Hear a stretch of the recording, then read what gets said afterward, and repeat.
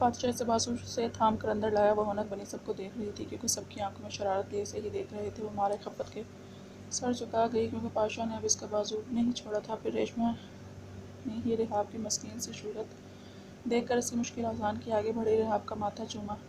अरे हटो भाई दूल्हे मियाँ, शाम तक इंतज़ार करो। कबीर और सोहम को फ़ोन कर दिया है, निकाह तक पहुंच जाएंगे और उसको भी तो दुल्हन बनाना है। सब्र करो अब। रेशमा ने रिहाब को बाजू छुड़ाया। रिहाब सुर्ख हुई, रेशमा के सीने में मुंह दबा गई, जबकि सोहम खान के नाम पर वहाँ मौजूद एक छोटी सी जान की रूह तक कांप उठी थी। पाशा दूसरी जानिब रुख किए, मबहम सा मुस्कुराया। रीमा ने एक हसरत भरी निगाह इस मुस्कान पर डाली, जो फ़ौरन गायब होकर फिर संजीदगी से बदल गई थी। वो पैंट की पॉकेटों में हाथ दिए अपने कमरे में चला गया। पीछे उन्होंने पूरा व्हाइट पैलेस सर पर उठा लिया। रोहा ने शरारत से रहाब को देखा और ठोका मारा। अब सुनाओ रहाब बेबी, हमारा मजाक उड़ा रही थी। अब सुनाओ प्लीज़। नहीं करो ना। रिहाब ने बेचारगी से इशारा किया तो वो कहकर लगाकर हंस पड़ी। हम तो नहीं करेंगे, पर वो क्या क्या करेंगे इसकी कोई गारंटी नहीं है।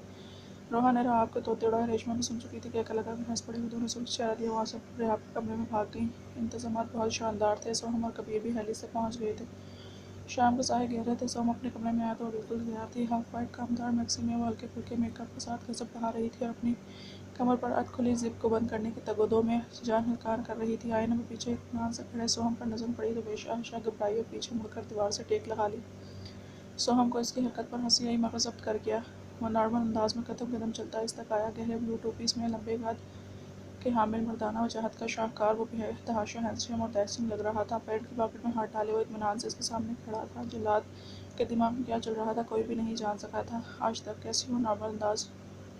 रोहा को हैरत हुई। हम ठीक हैं, आप कैसे हैं। इसकी जुबान लड़खड़ाई। सोहम ने इसका सवाल नज़रअंदाज कर दिया। Do you miss me baby,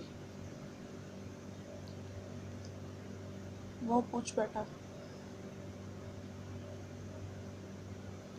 अब वो क्या बताती कि इसके रवैये से वो इतना झिंझिला रही थी। वो इसे लाकर खुद गायब क्यों था। मगर बोलकर अपनी शामत बुलानी थी क्या, इसलिए नज़र चुका गई। सोहम ने अपने उसके बीच का फासला 2 कदम में समेटा। दीवार पर इसके दाएं बाएं हाथ रखे। मर्दाना क्लोन की खुशबू उसके हवा सुलग कर दे रही थी। रोहा की जान पर बनी। I asked do you miss me, didn't you baby. Roha ने मजीद सर झुकाया। सोहम ने ठंडी सांस भरी और उसकी कमर पर हाथ सरकाए। वो बुखलाई और सख्ती से आंखें बंद कर ली, मगर सोहम खान के हाथों ने पीछे से उसकी मैक्सी की जिप आहिस्ते से बंद की थी। सब वेट कर रहे हैं, जल्दी नीचे आओ, वो कहता पीछे हटा। मगर रोहा ने आंखें नहीं खोली। जब खोली तो कमरे में कोई नहीं था।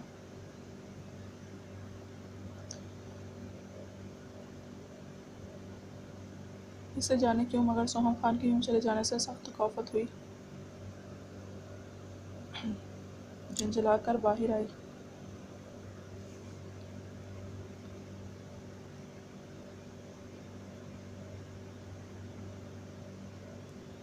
राशि मसरूफ सा किसी काम से रूम में दाखिल हुआ था, मगर सामने खड़ी इस परी को देखकर मबहूत रह गया। ब्लैक मिक्सी में काले आसमान पर कोई रोशन सितारा लग रही थी। वो बेखुद से आगे बढ़ा, लिप ग्लॉस लगाती वो जो अपनी तैयारी को आखिरी टच दे रही थी। कमर के गिर्द लिपटे सरसराते हाथों से बौखलाई। रासिम, ये क्या कर रहे हैं आप। रासिम ने उसका रुख अपनी जानिब किया। जाने में हर मरतबा पूछती हो क्या कर रहा हूँ, जबकि हर मरतबा जानती हो अब इतना अच्छा तैयार होने का खराज वसूल नहीं करोगी। वो शरारत से बोलता इसके लबों पर झुकने लगा तो जब फानिया ने फ़ौरन इसके लबों पर हाथ रखा।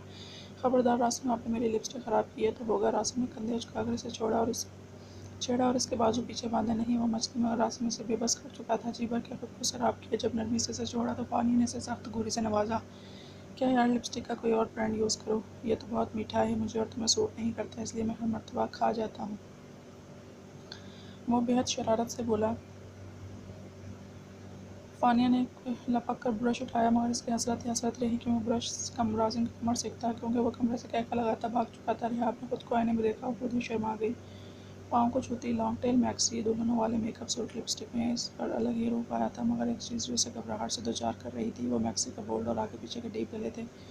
इसने बड़ा सा दुपट्टा अच्छी तरह आगे पीछे सेट करवाया था। दरवाजे पर हल्की दस्तक हुई और रेशमा खुद इसे लेने आई। चश्मा बदूर। रेशमा ने खुलकर तारीफ की, इसलिए बाहर आई। सब लाउंज में मौजूद थे। सबकी नज़र रुहाब पर उठी, मगर एक नज़र थी जो पलटना भूल गई थी।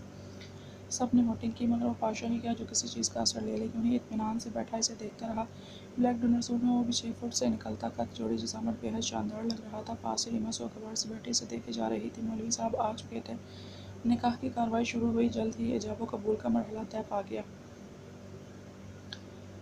हाल तालियों से गूंज उठा। खाना वगैरह खाया गया। मौलवी साहब रुखसत हुए तो एक हंगामा सा था जो जाग उठा था। उदास बैठा इस दुश्मन जान को याद करा तो जो अपने आप को उससे दूर करने पर तुली हुई थी, जी जान से चल रही थी। सोहम खान आज इस छोटी सी जान को अंगारों पर लिपेटा हुआ था, क्योंकि आज तो सोहम खान के तेवर ही न लाए थे। 2 सीटर सोफे पर अपने पहलों में कोमल को बिठा रखा था। हंस हंस कर इससे बातें करता वो जहर लग रहा था, इसलिए इस कदर हसीन लगने के बावजूद सोहम इसकी जानिब देख भी नहीं रहा था। बार बार इसकी आंखें नम हो रही थी। ये मंजर देखकर हलक कड़वा हुआ और हलक में कांटे चुभे, इसलिए जब मेड इसके पास जूस का गिलास ले आई तो उठाकर वर्रागत पी गई। जब इसकी बेरुखी एतनाई और बेवफाई बर्दाश्त से बाहर हो गई तो उठी और चुपके से अपने कमरे में आई। कमरा लॉक किया और औंधे मुंह बेड पर गिरी और तकिए में मुंह दिए फूट फूट कर रो दी। सर भारी हुआ, बहुत भारी, तो गहरी गगनोदगी में चली गई। काफ़ी शोर शराबा और हंगामा था। सामने वो शर्माई लुचाई सर झुकाए बैठी इसका ज़ब्त आजमा रही थी। गुलाब की पंखड़ियों जैसे लबों पर हल्की सी शर्मीली मुस्कान, इस पर कयामत ठाता ये दुल्हा वाला रूप। सुर्ख मैक्सी में दूधिया रंगत दमक रही थी। पाशा की बर्दाश्त जवाब दे गई तो उठा और लाउंज में मौजूद इन सब लोगों के सामने अपनी दुल्हन को बाजुओं में भरा। वो बेतहाशा घबराई, चेहरा लाल टमाटर हो गया। सबने होटिंग की शोर मचाना शुरू कर दिया, मगर इसे परवाह नहीं थी। वो इसे उठाए अपने अपने कमरे की जानिब आया। पिंकी रास्ते में आई। क्या मियाँ, नेक तो हमारा, फ्री में तो दुल्हन नहीं मिलेगी। पाशा ने सोहम की तरफ देखा, जैसे कह रहा, आओ जल्दी जान छुड़ाओ यार।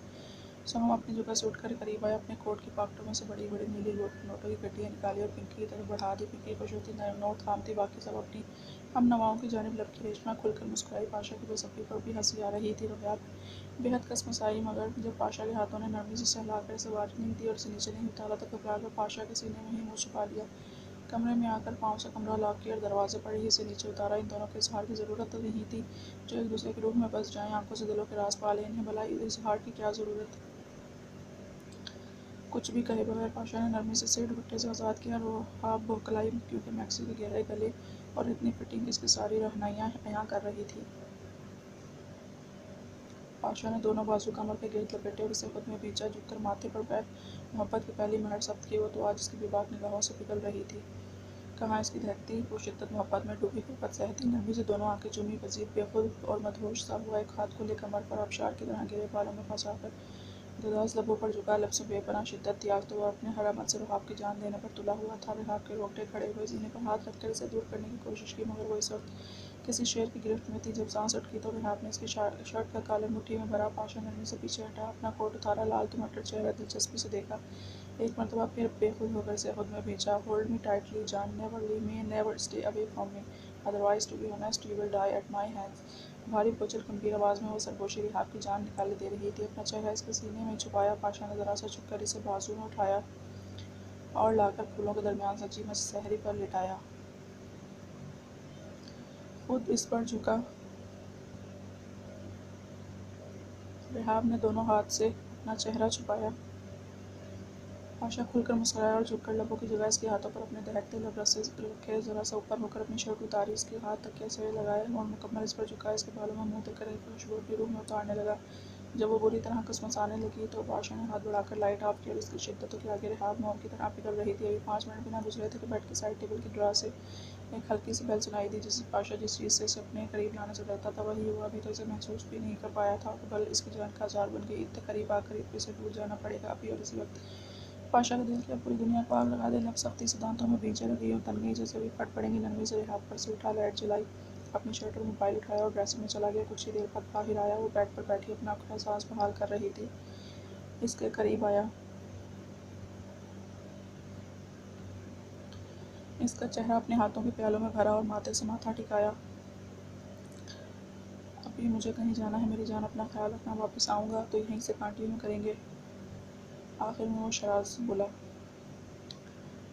तो वह घबरा कर नज़रें झुका गई। मैं शायद ही अपनी ज़िंदगी में कभी किसी चीज़ से डरा हूँ, मगर आज मेरी जान में डर गया था। तुमने मुझे डरा दिया। तुम्हें खोने का खौफ, वो बाइक खौफ जो पाशा इब्राहिम को डरा गया। प्रॉमिस करो अपना ख्याल रखोगे, मुझसे दूर नहीं जाओगी। पाशा को पता नहीं क्यों लाशों में ये खौफ था कि मुझसे दूर ना हो जाए। वादा करो मुझसे दूर नहीं जाओगी। पाशा ने अपना हाथ इसके सामने नरमी से फैलाया, जिसमें रिहाब ने अपनी मेहंदी भरी हाथ नाजुक थमा दिया तो पाशा की रुख तक सुकून उतरा। रिहाब ने इस बात में सर हिलाकर वादा किया। पाशा जाने लगा। जब फिर तेज़ी से दरवाजे में वापस आया, उसके पेट पर हाथ धरकर एक मरतबा फिर नाजुक लबों पर झुका, नरमी से उसे छोड़ा और उसके गुलाल चेहरे पर एक भरपूर नज़र डाली और डोर लॉक करता कमरे से बाहर निकलता चला गया। खुफिया रास्तों से होता बेसमेंट में आया, जहाँ इसका बहुत खास बंदा टोनी खड़ा था, जो तब भी आता था जब इंतहाई गैर मामूली बात हो या बहुत खतरे की बात हो। वह आकर अपनी सरबराही कुर्सी पर बैठा। बोलो टोनी।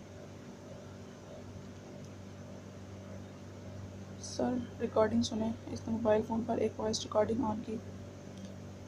बादशाह दादा का मकहूर कहका गूंजा। इसके चमचे की आवाज़ आई। सर क्या बेवकूफ़ बना है इन सोकॉल्ड जल्लादों को। मुंह देखते रह गए। इन्हें लगता था आप बाहर गए हैं, मगर आप तो यहीं रहकर इनके तड़पने का तमाशा देख रहे हैं। हाँ, और कोई ख़ास खबर जिससे मैं इन पर एक और भारी वार कर सकूं। जी सर, आपने कहा था इनकी कमज़ोरी ढूंढो। इन चारों ने औरतें रखी हुई हैं। आगे क्या हुक्म है। सबसे पहले जिसने मेरे भाई को इतनी बेदर्दी से मारा, इस सोहम खान की रखेल को लाकर मेरे बिस्तर की रौनक बनाओ। फिर मैं इसके सामने इसकी रखेल को सीधे स्टाइल में गर्दन पर गोली मारकर उड़ाऊंगा। सर आप बाहर आ जाएं अब। इनके रूबरू मुकाबला करें। अपने बंदे भी बातें बना रहे हैं कि आप अपने दुश्मनों से छुप कर बैठे हैं। अब एक भौंक रही। मुझे पागल कुत्ते ने काटा है। इस बादशाह के हाथों कुत्ते की मौत नहीं। मरना चाहता। जो कह रहा हूँ वो करो। इस चमचे ने अपने बुज़दिल बॉस को अफसोस से देखा। रिकॉर्डिंग बंद हुई। पाशा ने टोनी को देखा। लोकेशन यस सर, मगर वो चेंज करता रहता है लोकेशन। फिर भी चलो। पाशा तैश में उठा। पहले बादशाह की मौत कुछ आसान होती, मगर ये अल्फाज सुनने के बाद अब इसे ऐसी मौत नसीब होगी कि इसके साथ नस्लों की रुख कांप उठेगी। सर सोहम खान को इतला हरगिज़ नहीं। मैं किसी तोड़ नहीं चाहता। अपनी वाइफ के साथ प्लान बनाया है, वो ख़राब हो। अब चलो। पाशा भस्म करने वाले अंदाज में वहाँ टोनी के